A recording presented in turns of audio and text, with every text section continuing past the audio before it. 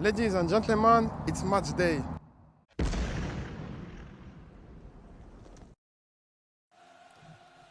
Hey guys, welcome to the channel and thank you for watching. It's match day. Yes, under the light at Stamford Bridge, Chelsea Football Club against Brighton, one of our boogie teams in the last few years.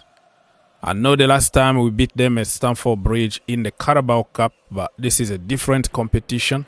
And I told you, every time any team in the world is having some kind of issues, a lot of injuries. Oh, they played in Europa League, they traveled very far away. All that, it doesn't count. This is Chelsea Football Club. We know how to bottle it. We always try to bottle and sabotage ourselves. So we have to be very, very careful and try to get 3 points. That's what we can do. We can't really control anything that's going around us. All we can do is just to try to win our game. Let me remind you what happened on Saturday.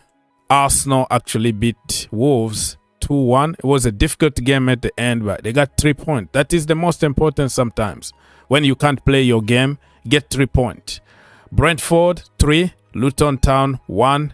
Burnley actually won their first game of the season in style.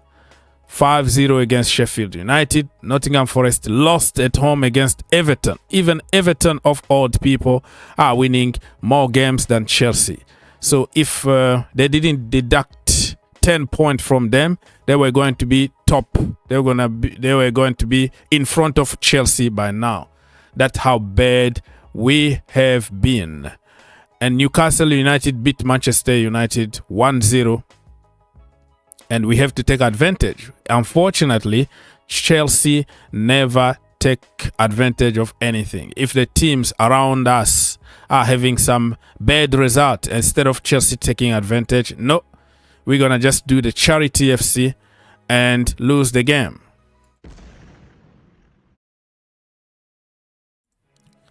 Okay, so you see the table here, which is temporarily because we have to wait until Sunday. One place is definitely there. It's going to stay there for this week. It's Arsenal. They're going to stay top no matter what's going to happen in other games because they have 33 points after 14 games. Manchester City, even if they win, they can only go 32 points and they can't catch them. So 1 point is still enough in football, my friends. If the league ends today, Arsenal are going to be champions. You know what I mean? Look at Chelsea. We dropped a little bit, from 10th to 11th temporarily because of other results. Bottom of the table, Everton, who just submitted an appeal. So if they win the appeal, they will go top. They will be in front of Chelsea. They might be 10th or 9th. That's how bad we have been, my friend.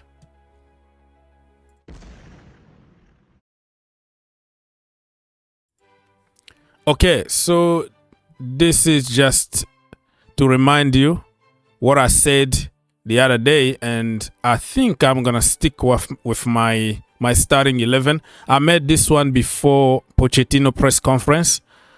Anything can change after the press conference because it could be a few more injuries or something like that. So before even the Jackson saga, remember Jackson and Astrid on social media? We don't even know if it's true. We don't know if she used bot, artificial intelligence to try to create a voice. There are a lot of voices that you can make anybody's voice at the moment. You can make a call direct now, and then you use the president of the United States voice, and it looks clear. It looks like exactly the same.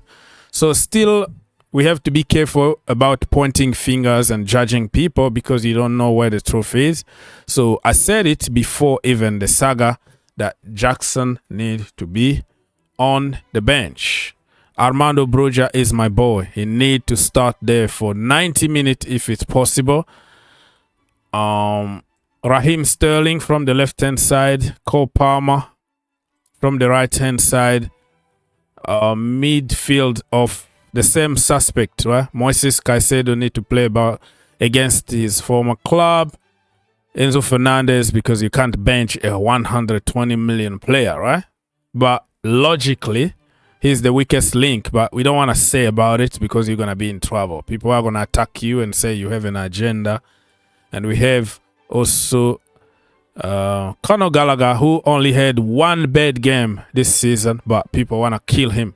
The game that everybody was poor, we have to blame everything on Conor Gallagher because we can't wait for him to fail. So we say, I told you so. At the back, for me, if I was Pochettino, I was going to go with Jan Madsen, Levi Colwill, Thiago Silva. Yes, I said it. Thiago Silva. I don't care about his age or the narrative that's been made on social media. I think he's better than Colwill. He's better than Disasi. He's better than Badiashile. I don't care about what anybody is going to say. It's true, but the narrative won't tell you that. And from the right-hand side, it's Disasi because, remember, Reece James suspended. Malo Gusto injured. And from the left-hand side, because Cucurella also is suspended. Robert Sanchez, please, brother, don't pass the ball to Brighton. We know that you coming from there and you're trying to help them out. But listen, man, this is Chelsea. Okay, so Robert Sanchez needs to be there. But this is me.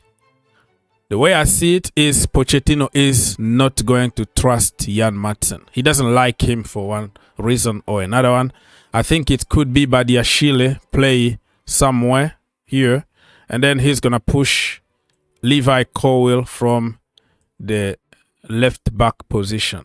That is my speculation here.